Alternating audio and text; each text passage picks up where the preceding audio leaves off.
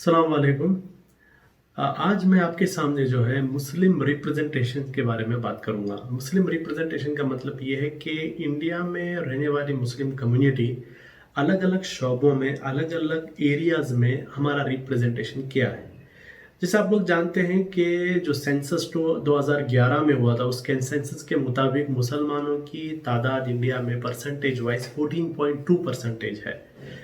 India में मुस्लिमों की तादाद। और बहुत सारे रिपोर्ट्स आए हैं इससे पहले भी, जिसमें बताया गया था कि मुसलमानों का जो उनका पॉपुलेशन परसेंटेज है इंडिया में, उस हिसाब से उनका रिप्रेजेंटेशन अलग अलग शोबों में नहीं है।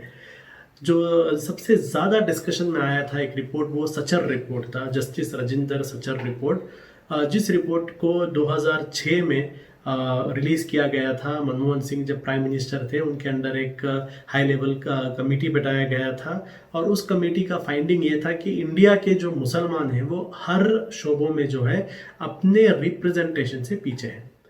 अब सचर रिपोर्ट आया था 2006 में, और अब ऑलमोस्ट एक 14 साल गुजर चुके हैं।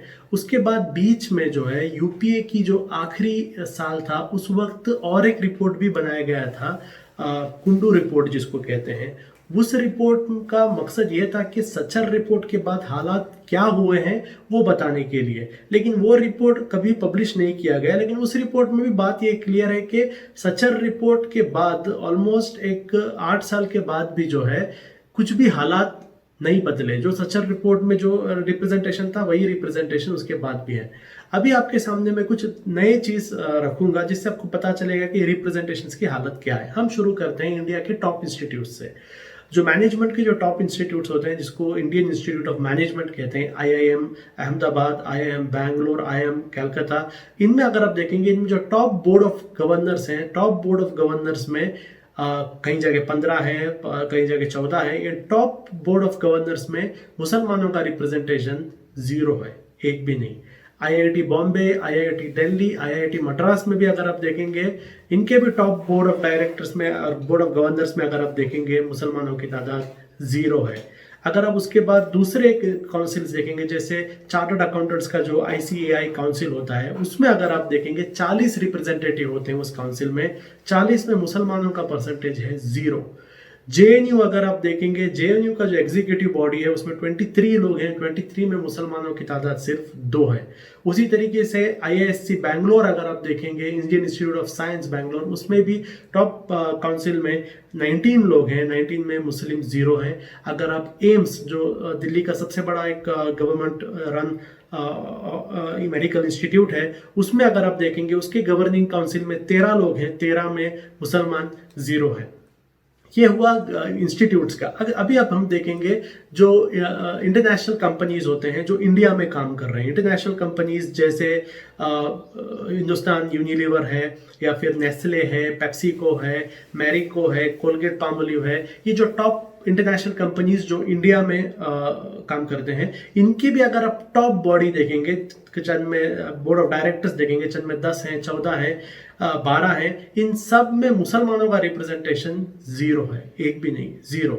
अगर आप फैमिली रन बिजनेसेस देखेंगे, जैसे टाटा है, बिरला है, अदानी है, इनमें सब, और रिलायंस है, इन सब में अगर आप देखेंगे बोर्ड ऑफ डायरेक्टर अलग अलग नंबर्स होते हैं, कहीं में 8, कहीं पर 9 होते हैं।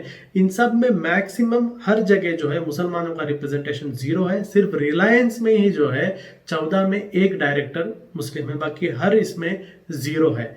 अगर आप मुस्लिम लेड बिजनेस देखेंगे, ऐसे बिजनेस जो मुसलमान चलाते हैं, मुस्लिम फैमिलीज चलाते हैं, जैसे सिप्ला है, विप्रो है, वोकाट है, इसमें अगर आप देखेंगे, इसमें मुसलमानों का रिप्रेजेंटेशन सिप्ला में 9 में 3, सिप्ला में 10 में 4, विप्रो में 9 में 3, और वोकाट में 11 में 4। अब दूसरे इंस्टीट्यूट्स अगर आप देखेंगे, इंडिया के टॉप फाइनेंशियल इंस्टीट्यूट्स को आप देखिए, कोई भी फाइनेंशियल इंस्टीट्यूट टॉप, एसबीआई हो, सेबी हो, एलआईसी हो, एचडीएफसी हो, आईसीआईसीआई हो, पीएनबी हो, इन सब के टॉप बोर्ड ऑफ डायरेक्टर्स में मुसलमानों का रिप्रेजेंटेशन 0 है। उसके बाद हम देखते हैं प्रिंट मीडिया में। प्रिंट मीडिया में जो टॉप प्रिंट मीडिया है, टाइम्स ग्रुप है, हिंदू है, इंडियन एक्सप्रेस है, आउटलुक है, दैनिक भास्कर है, मलयालम मनोरमा है, इन सब के टॉप बॉडी में अगर आप देखेंगे, उस टॉप बोर्ड ऑफ गवर्नर्स जिसको कहते हैं, ये टॉप बॉडी में मुसलमानों का रिप्रेजेंटेशन अगेन 0 है।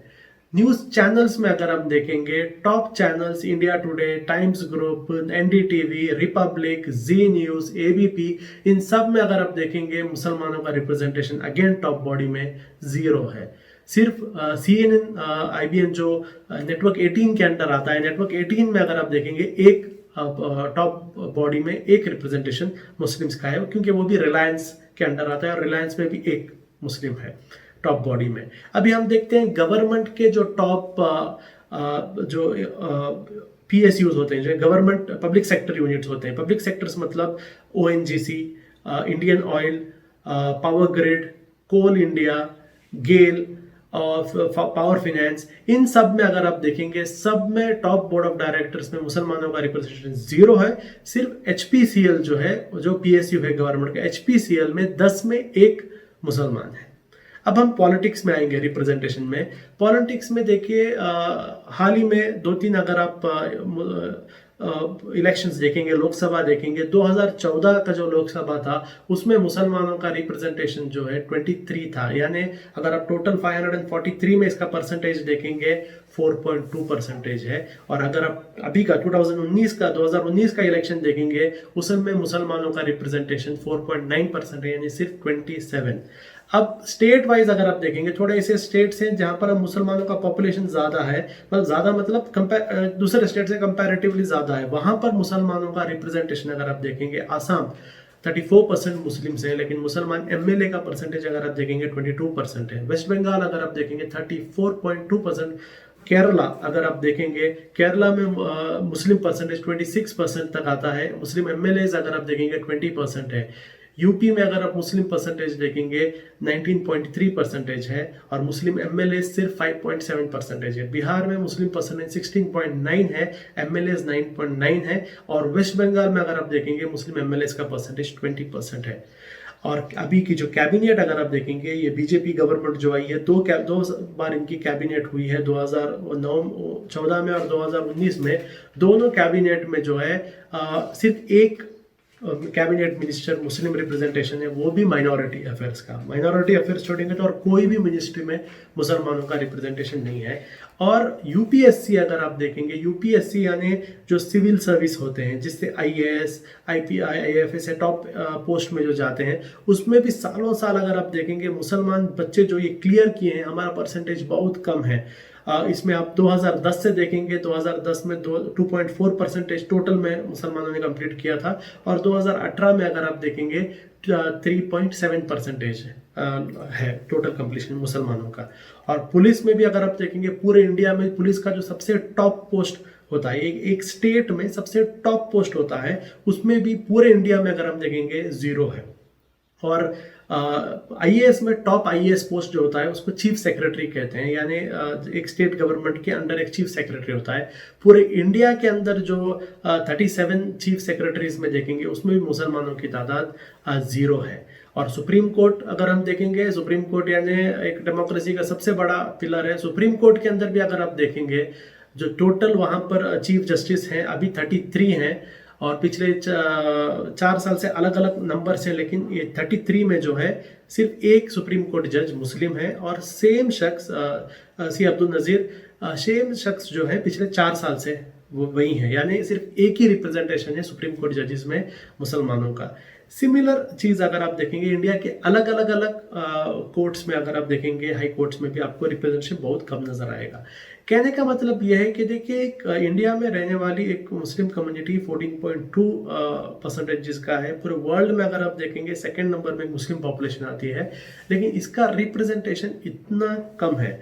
2 रीजंस भी आ जाते हैं, एक कम्युनिटी के एफर्ट्स भी आ जाते हैं, दूसरे देखिए गवर्नमेंट की जिम्मेदारी भी होती है कि अगर कोई भी एक कम्युनिटी कंट्री के जो ग्रोथ है, उस ग्रोथ के मुताबिक वो एक स्पेसिफिक सेक्शन ऑफ सोसाइटी का ग्रोथ नहीं हो रहा है, इसीलिए कॉन्स्टिट्यूशन के अंदर रिजर्वेशन का प्रोविजन डाला गया है।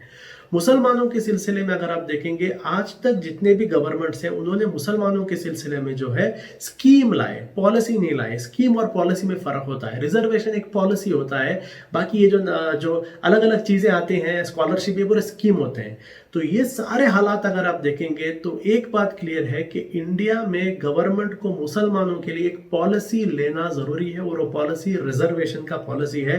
जस्टिस रंगनाथन मिश्रा कमीशन में भी इस रिजर्वेशन, मुसलमानों को रिजर्वेशन मिलना जरूरी है कहा गया था, क्योंकि कंट्री के ग्रोथ के मुताबिक मुस्लिम कम्युनिटी का ग्रोथ भी सेम होना चाहिए। एक कंट्री तभी डेवलप कंट्री होता है जब उस कंट्री के अंदर रहने वाले अलग अलग सेक्शंस ऑफ सोसाइटी भी सेम ग्रोथ होते हैं। अगर एक कम्युनिटी बहुत ज़्यादा ग्रोथ हो रहा है और एक कम्युनिटी बहुत बैकवर्ड है तो कंट्री डेवलप नहीं हो रहा है। हमारे जिस्म के बॉडी के जैसा ही है कि जिस्म के सारे बॉडीज ग्रो हो रहे हैं, अगर एक हाथ ग्रो नहीं हो रहा है तो बॉडी अपाहिज है। तो उसी तरीके से गवर्नमेंट की जिम्मेदारी होती है कि स्पेशल फोकस लें और ना स्कीम लाएं बल्कि एक पॉलिसी लाएं जिससे मुस्लिम रिप्रेजेंटेशन को एड्रेस किया जाए। उम्मीद करता हूँ ये चंद डेटा आपके सामने प्रेजेंट किया, इसमें आपको चंद मालूमात मिली होगी। आगे इन्हीं टॉपिक्स में चंद और डिस्कशंस भी आपके सामने हम लेके आएंगे। तब तक के लिए शुक्रिया।